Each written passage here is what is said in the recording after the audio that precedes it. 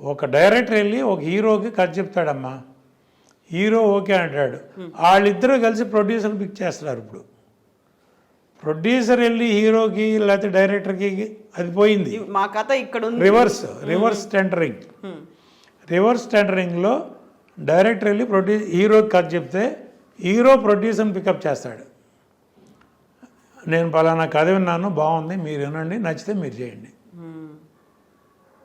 ఆ కెపాసిటీ ఎవరికి ఉంది? ఆ ప్రొడ్యూసర్కి కెపాసిటీ ఉందా లేదా? ఎవరైతే సూటబుల్ ఆయన పికప్ చేస్తారు. ఇప్పుడు మళ్ళా ఆయన అన్ని రకాలుగా ఆలోచించి, ఇప్పుడు నా రోజుల నుంచి ఉన్నాయి, పలానా ప్రొడ్యూసర్ మనం డేట్లు ఇచ్చామంటే ఆ సినిమా కరెక్ట్గా అది తీయగలరా లేదా, సరిగ్గా మార్కెటింగ్ చేయగలరా లేదా అనేది డౌట్ ఉండటంలో తప్పులేదు. అది ఎవరి కెరీర్ వాళ్ళు చూసుకునే రోజుల్లో. కానీ వాళ్ళు పిక్ చేయటమే ముందు ప్రొడ్యూసర్ని, పలానా ప్రొడ్యూసరు ఆహా పర్వాలా, ఈయనకి ఒక 5 కోట్లు 10 కోట్లు లాస్ వచ్చినా తట్టుకోగలడు అటువంటి వాళ్ళని పెడుతున్నారు. ఇప్పుడు సోకాళ్ళు ఇప్పుడు పలానా అని చెప్పకూడదమ్మా, వాళ్ళు డైరెక్టర్లు సినిమాలు తీస్తున్నారండి. ఇప్పుడు శంకర్ ఫర్ ఎగ్జాంపుల్ నేను చెప్తున్నా, నిన్న రిలీజ్ అయింది ఇండియన్. అవును, భారతీయుడు 2. ఆ రిపోర్ట్ ఏంటో నాకు తెలుసు. నేను సౌత్ ఇండియన్ ఫిలిం ఛాంబర్లో ప్రెసిడెంట్గా ఉన్నప్పుడు లైకా ప్రొడక్షన్స్ వాళ్ళు ఆ శంకర్ మీద కంప్లైంట్ పెట్టారు. ఇది ఒక బడ్జెట్ మాకు రిటర్న్గా అగ్రిమెంట్ ఇచ్చి అనుకున్న బడ్జెట్ ఖర్చు అయిపోయింది, సినిమా 70% కూడా అవ్వలేదు, ఇంకా కంప్లీట్ చేయాలంటే నాకు కార్పొరేట్ పర్మిషన్ ఇస్తే కానీ నెక్స్ట్ షూటింగ్ ప్లాన్ చేయను అని కండిషన్ పెడితే ఆ ప్రొడ్యూసర్ లండన్ సుభాస్కర్ నాకు ఫోన్ చేసి ఇట్లా ఉంది, ఏం చేయాలంటే మరి ఏం చేయమంటారన్న.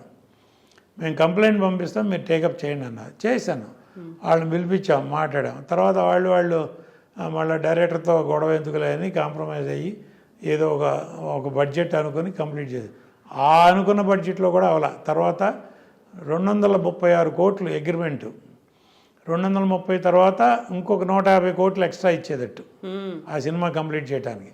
అది కూడా అయిన తర్వాత ఇప్పుడు 600 దాకా అయిందని అంటున్నారు. అది అంతవరకు నిజం, ఆ పెట్టిన నిర్మాతకు తెలియాలి, తీసిన దర్శకుడికి తెలియాలి. అలాంటి సినిమా 6 ఏళ్ళు పట్టిందమ్మా. 6 సంవత్సరాలు సినిమా మొదలుపెట్టిన కాడి నుంచి లైకా ప్రొడక్షన్స్ కాబట్టి వాళ్ళు ఏదో లండన్ నుంచి డబ్బులు పంపిస్తున్నారు, ఇక్కడ ఎవరో ఎగ్జిక్యూటివ్ ప్రొడ్యూసర్లు సినిమా తీస్తున్నారు, శంకర్ ఇష్టం వచ్చినట్టు తీస్తున్నాడు. తీస్తూ ఉంటే కంప్లీట్ మధ్యలో పాండమిక్ వచ్చింది. అఫ్కోర్స్ ఒక 2 ఇయర్స్ పోయింది. ఆ టైంలోనే ఈ కంప్లైంట్ ఇదంతా వచ్చింది. తర్వాత అప్పటికి ఆ పాండమిక్లో ఆ సినిమాలో యాక్ట్ చేసిన 5 ఆర్టిస్టులు చనిపోయారు, ఇంక్లూడింగ్ వివేక్. మెయిన్ క్యారెక్టర్ వేసే వివేక్తో సహా చనిపోయారు, 5 చనిపోయారు పాండమిక్లో. అది మార్చి ఇది మార్చి కథ మార్చి మళ్ళీ ఎట్టాగొట్ట కంప్లీట్ చేసి బయట. నేను ఆ రోజున వాళ్ళకి లైకా ప్రొడక్షన్స్కి ఒకే ఒక సలహా చెప్పా, ఇప్పుడు వరకు మీరు 236 కోట్లు పెట్టామన్నారు, ఇది పోయింది అనుకోండి, మీరు ఫర్దర్గా పెట్టే ప్రతి రూపాయి లాసే వస్తుంది, జాగ్రత్త అన్న. నేను అంత వారం చేశాను, వాళ్ళని కావాలంటే అడగండి. చేస్తే కాదు సార్ మాకు ప్రెస్టేజ్ ఆగిపోతే సినిమా బాగోదు, కమల్ హాసన్ గారి సినిమా ప్లస్ మా బ్యానర్కి ఇమేజ్ అది ఇదంటే సరే మీ ఇష్టం, కార్పొరేట్ పర్మిషన్ ఇచ్చారు, సినిమా తీశారు, ఇది పరిస్థితి. అది ఇంకా దానికి ఇండియన్ 3 ఒకటి వస్తుంది మళ్ళీ, మీరందరూ కాసుకోండి. రీజన్ ఏమై ఉంటుంది అనుకుంటున్నారు మీరు? కథా కాకరకాయ లేదమ్మా. ఇప్పుడు అమ్మ మనం కథ అనుకుంటాం, కథ తగ్గట్టు డైరెక్టర్ అనుకుంటాం, దానికి తగ్గట్టు ఆర్టిస్టులు అనుకుంటాం, వాళ్ళు మన కంట్రోల్లో ఉంటారు.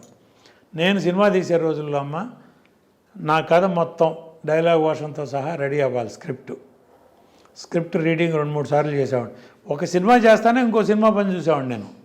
స్క్రిప్ట్ రీడింగ్ చూసుకుని లెంత్ చూసుకుని దీనికి కాస్ట్యూమ్స్, క్యారెక్టర్లు, ఆర్టిస్టులు ఎవరు, దానికి ఆర్టిస్టులకు కావాల్సిన కాస్ట్యూమ్స్ అసిస్టెంట్ డైరెక్టర్ని అడిగి ఎన్ని చేంజెస్ వస్తాయి, ఎంత కాస్ట్యూమ్స్ కావాలి, ఏం కావాలి, ఫుల్ పిక్చర్కి సరిపడే కాస్ట్యూమ్స్ రెడీగా ఉన్నాయి, ఫుల్ పిక్చర్కి సరిపడే ప్రాప్స్ రెడీగా ఉన్నాయి, అన్నీ రెడీ చేసి వాళ్ళ పొరపాటున ఒక ఆర్టిస్ట్ రాలేదు ఏదో హెల్త్ ఇష్యూలో, ఆల్టర్నేటివ్ నా షూటింగ్ ఆగేది కాదమ్మా. ఆల్టర్నేటివ్ ఏంటి, పలానా పని ఇదే ఆర్టిస్టులతో వేరే సీను, దానికి తగ్గట్టు కాస్ట్యూమ్ లేవు, ప్రాప్స్ లేవు అని అనకుండా మొత్తం రెడీగా పెట్టేవాడిని. అన్నీ ప్రీ ప్లాన్డ్గా పెడితే 32 నుంచి 35 రోజులమ్మా నేను పర్ సినిమా, అంతకంటే ఎక్కువ షూటింగ్లు చేయలే. దానవీర సూరకర్ణ ఎన్టీ రామారావు గారు 3 వేషాలు ఒకే ఫ్రేమ్లో 3 రామారావు గారు కనబడతారు. 3 వేషాలు, ఆయన డైరెక్టరు, ఆయనే ప్రొడ్యూసరు, అన్ని బాధ్యతలతో 45 రోజుల్లో ఆ సినిమా కంప్లీట్ చేశారు. With so much in camera work, graphics లేవు ఆ రోజుల్లో. మిచెల్ కెమెరాలో 3 రామారావు గారు ఫ్రేమ్లో ఒకేసారి కనపడేవాళ్ళు. ఆ సినిమా 45 రోజుల్లో రామారావు గారు చేశారు.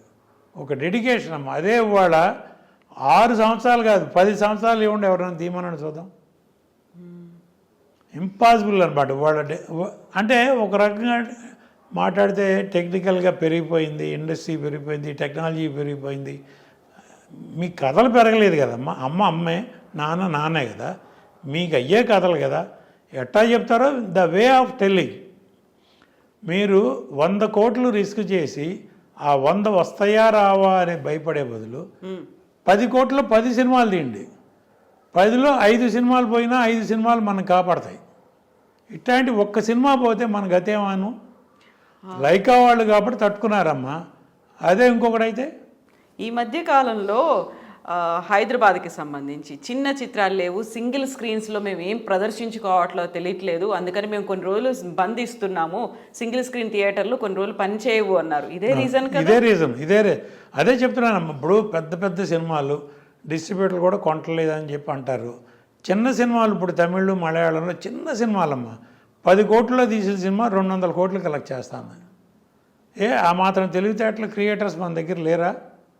ఒకే డైరెక్టర్లో ఒక 10 మంది డైరెక్టర్ల మీదే పడాలా మనం? ఎవరికి ఒక హిట్ వస్తే ఆడ వెనకాల 10 మంది పడతారు. ఆడ అంతకుముందు ఒక ఫ్లాప్ తీసి ఉండొచ్చు, 2 ఫ్లాపులు తీసి ఉండొచ్చు. ఒక హిట్ రాగానే 10 మంది ప్రొడ్యూసర్లు వెళ్తారు. ఒక హీరోకి ఒక హిట్ రాగానే 10 మంది బాబు అందరూ బాబులే. ఇప్పుడు ఎక్కడి నుంచి ఎవరు డబ్బులు? ఎగ్జిబిటర్ థియేటర్ ఫీడింగ్ కోసం అడ్వాన్స్ ఇస్తాడమ్మా. వీళ్ళందరి దగ్గర అడ్వాన్స్లు తీసుకెళ్ళి డిస్ట్రిబ్యూటర్ ప్రొడ్యూసర్కి ఇస్తాడమ్మా. ప్రొడ్యూసర్ తీసుకెళ్ళి హీరోకి, ప్రొడ్యూసర్కి, ఆర్టిస్టులకి, టెక్నీషియన్స్కి ఇస్తాడు. అల్టిమేట్గా బెనిఫిట్ పొందేది వాళ్ళు, నష్టపోయేది వీళ్ళు. Producer, distributor, exhibitor. అట్లా ఎంతకాలం భరిస్తారు? వాళ్ళు సినిమా రిలీజ్ చేయాలంటే ఎగ్జిబిటర్లు అడ్వాన్స్ ఇచ్చే పొజిషన్లో లేరు.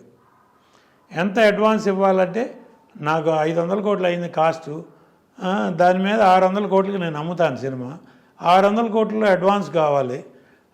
ఆ కొనుక్కున్న వాళ్ళు ఏదో ఎక్స్ట్రా వేసుకుని వాళ్ళు అడుగుతారు. ఇస్తే బ్లాక్ అయిపోతుంది. ఆ ఎగ్జిబిటరు, డిస్ట్రిబ్యూటరు మళ్ళీ ఇంకో సినిమాకి వెళ్ళే పరిస్థితి లేదు. ఆ ప్రొడ్యూసర్ దగ్గర, డిస్ట్రిబ్యూటర్ దగ్గర రికవరీ లేదు. అందరూ లాస్ పోయారుగా. ఎక్కడికి వెళ్ళింది ఈ మూటలన్నీ అంటే ఒక చోటకి వెళ్ళినాయి, 2 చోట్లకి వెళ్ళి. అట్లా సక్సెస్ రేట్ ఎంతమ్మా? Maximum 5 to 7%. సంవత్సరానికి 200 సినిమాలు వస్తే 14-15 సినిమాల కంటే హిట్లు చూపిండి. ఎవరిదన్నా కానీ, ఏ హీరోలు ఎవరిదన్నా కానీ 200 సినిమాలు వస్తాయి, చిన్న పెద్ద అన్నీ కలిపి. వాటిలో ఇండస్ట్రీని పోషించే చిన్న నిర్మాతలేగా. పెద్ద హీరోల సినిమాలు ఎన్ని వస్తాయి? ఒక హీరో సంవత్సరానికి ఒక సినిమా చేస్తాడు. 20 మంది హీరోలు ఉన్నారు, 20 సినిమాలు. మిగతా 180 సినిమాలు ఎవరు? చిన్న సినిమాలు, చిన్న నిర్మాతలేగా. వాళ్ళు ఏదో కథలు నమ్ముకునో, డైరెక్టర్ నమ్ముకునో, ఏదో సినిమా ప్యాషను వస్తారమ్మా. వాళ్ళని మనం ఎంకరేజ్ చేయాలా వద్దా? ఎంకరేజ్ చేయకుండా చిన్న సినిమాలకి థియేటర్లు ఇవ్వకుండా లీజు, ఇప్పుడు 1 లక్ష రూపాయలకి లీజు తీసుకుని 2 లక్షలకి ఛార్జ్ చేస్తారు డిస్ట్రిబ్యూటర్కి. ఎవరు ఏంటని కాదు, ఇండస్ట్రీ. అదేమంటే థియేటర్ రన్నింగ్ లాస్ వస్తుంది, ఆ లాస్ కవర్ చేయాలంటే సినిమా ఉన్నప్పుడు ఎక్స్ట్రా వేసి కవర్ చేసుకోవాలి. వాళ్ళ ఆర్గ్యుమెంట్ వాళ్ళదే, వాళ్ళే తప్పట్టం. అసలు రెంటల్ సిస్టమ్ రావటమే దరిద్రం. ఈ రోజుకి మలయాళంలో పర్సంటేజ్ సిస్టమే, పీవీఆర్ మాల్స్ అన్నీ పర్సంటేజ్ సిస్టమే. ఆ సిస్టమ్ మిగతా థియేటర్లు అన్నీ ఎందుకు రావు?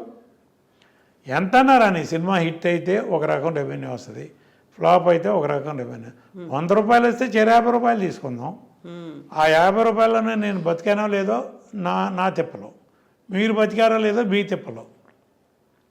అసలు ఆ 100 రూపాయలు నేనే రెంట్ లాగా తీసుకుంటాను, మీకు 100 రూపాయలు, మీకు 10 పైసలు కూడా ఇవ్వరంటే అక్కడే కదా డిస్ట్రిబ్యూటర్లు, ప్రొడ్యూసర్లు దెబ్బతినేది. 200 సినిమాలు వస్తున్న రోజుల్లో 180 సినిమాలు ఫ్లాప్ అంటే ఊహించండి అమ్మా. ఈ మధ్య